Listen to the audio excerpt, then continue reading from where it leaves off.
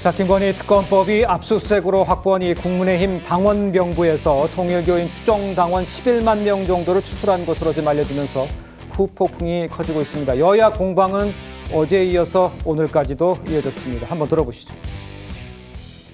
국민의힘이 통일교와 연루되었다는 것이 밝혀지면 국민의힘은 10번, 100번 정당 해산을 피하지 못할 것입니다. 정당 해산 사유인 명백한 민주적 기본 질서에 위배되는 행위이기 때문입니다. 진짜 해산해야 할 위헌 정당은 더불어민주당입니다.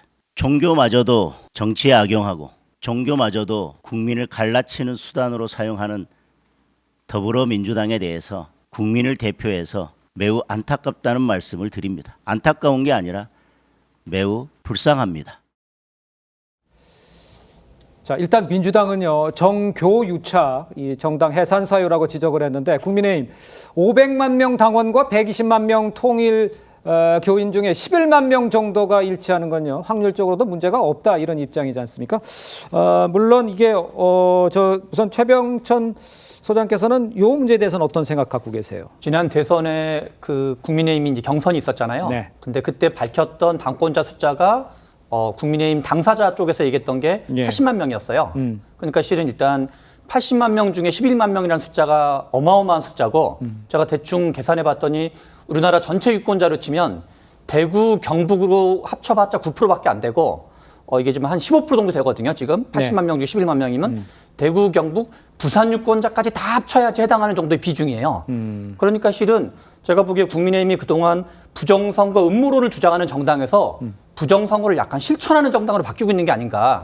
그래서 지금 부정선거 음모당에서 부정선거 실천당으로 바뀌고 있기 때문에 예. 그리고 실은 법원에서도 이제 구속영장 청구를 다 받은 건데요. 그리고 실은 이제 한학자 통일교 총재도 지금 4가지 혐의를 가지고 갖고 있는데 네네. 이 4가지를 보면은 실은 2022년 대선, 2023년 지방선거, 2023년 국민의힘 당대표 선거에 개입했다는 거고 거기에 이제 돈을 줬다라는 것도 인정을 하고 있거든요. 지금 예. 한학자 총재가 그런 점에서 저는 장동혁 대표가 일단은 대국민 사과를 먼저 하고 뭐 민주당한테 공세를 하든가 해야 되는 거 아닌가. 근데 오히려 무슨 종교를 정치에 활용하는 거는 이게 지금 그 검찰이나 법원도 그렇게 보고 있는 판국에 그런 거에 대한 이런 하나의 사과도 없이 이걸 마치 아무 일도 없다는 것처럼 하는 거는 좀 너무 심한 게 아닌가라는 생각이 좀 듭니다. 아직 확정된 건 없지만 부정선거에 실천하는 거 아니냐까지 얘기를 해주셨는데 강전의 대변인께서 반박을 해주셔야 될 것 같아요.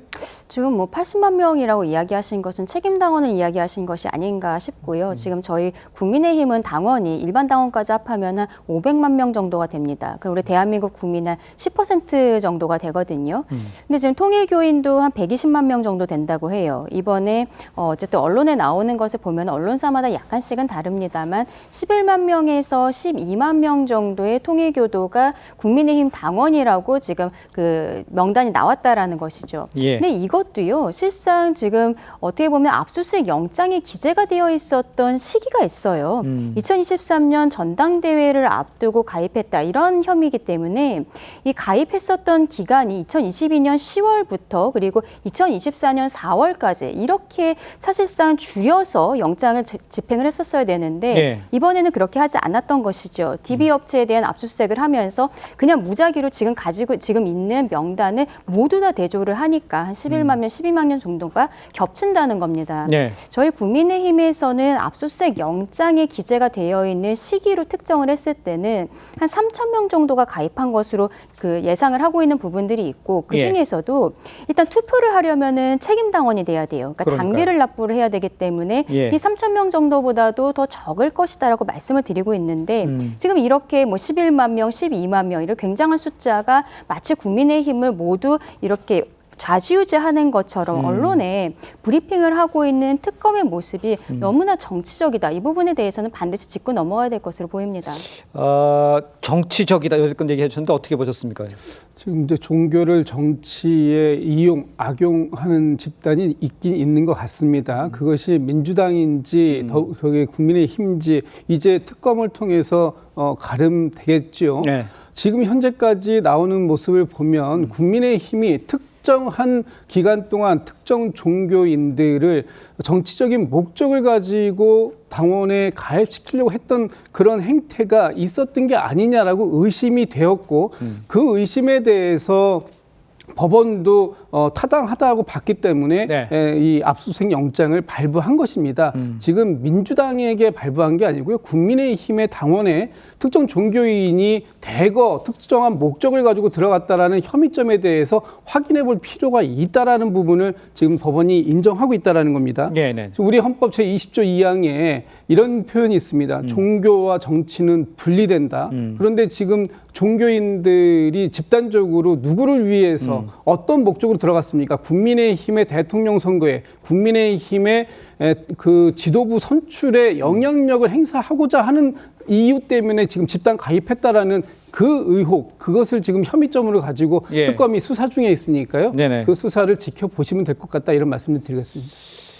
알겠습니다. 자, 이런 가운데 국민의힘에서는요, 이 특검의 그 압수수색 영장 진행 과정도 위법했다. 아까 강전의 대변인도 엄격히 외쳤습니다. 이렇게 문제 삼고 있습니다. 고발도 예고를 했는데 한번 들어보시죠.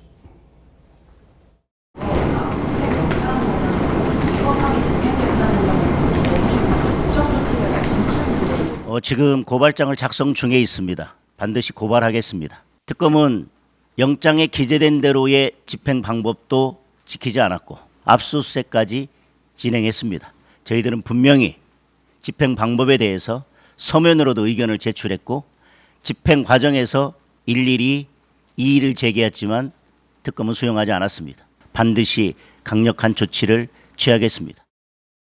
자, 강력한 조치를 언급을 했습니다만 이현정 위원님께는 이렇게 질문드릴게요. 지금 과연 이 특정 종교인이 모여서 진짜 좌지우지하는 상황이 됐었는지 어떤 것들을 확인해 보면 되는 건지 그런 가능성들은 어떻게 보세요?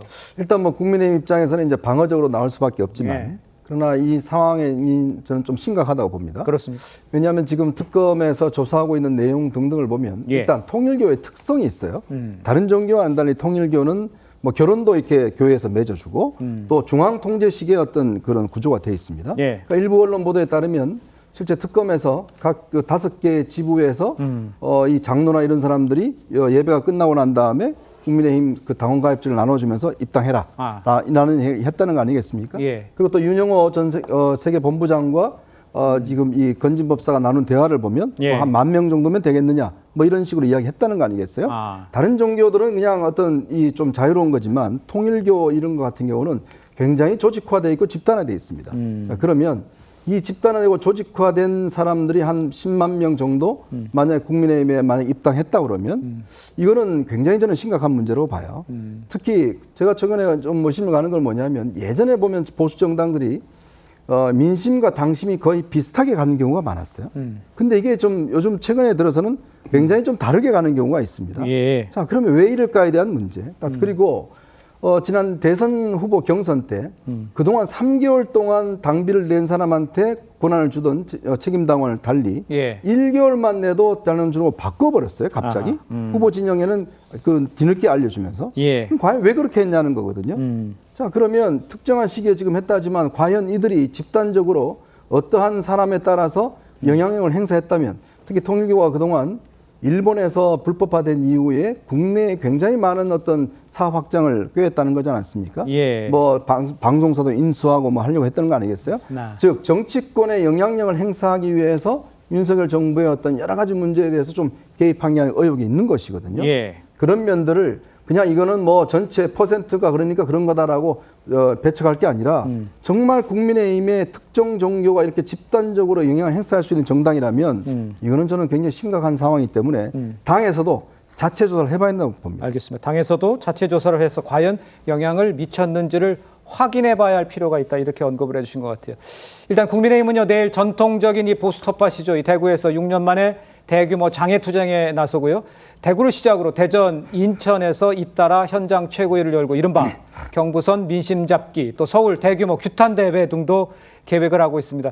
글쎄, 저는 이런 장애투쟁 내년 지방선거에서 성과를 낼 수 있을지, 이 장애투쟁으로 나오는데 부담되는 거는 있는지, 장애투쟁에 대해서는 국민의힘에서는 어떻게 보고 계세요? 지금 저희 국민의 입장에서는 장애투쟁을 할 수밖에 없는 상황이지 않을까 싶습니다.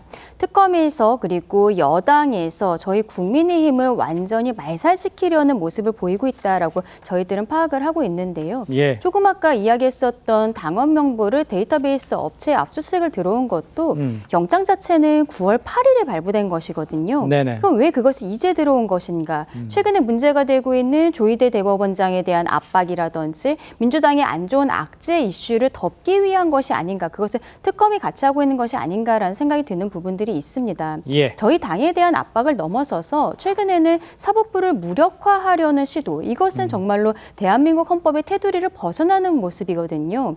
이것을 저희가 국회 내에서 뭐 법안 처리 과정에서 필리버스터라든지 이런 것들로 말씀을 드릴 수도 있겠습니다만 네. 필리버스터라는 것도 한계가 있는 것이고 언론에서 써주지 않으면 국민들께서 아시기가 쉽지가 않습니다. 그럼 결국에는 국민 속으로 들어가서 이러한 것들을 목소리를 내는 것만이 최선의 방법이 아닌가 싶고요. 말씀 주신 이제 뭐 말하자면 아스팔트 우파와 함께하는 것이 아니냐, 여기에 대한 우려들이 있는 것도 사실입니다. 그래서 저희는 이제 내일 있는 대규모 장애 집회에서는 피켓이라든지 이런 것들이 지금 당의 당론과 다른 부분들은 그 자리에서 수거한다는 것도 이미 명시적으로 말씀을 드린 부분들이 있거든요.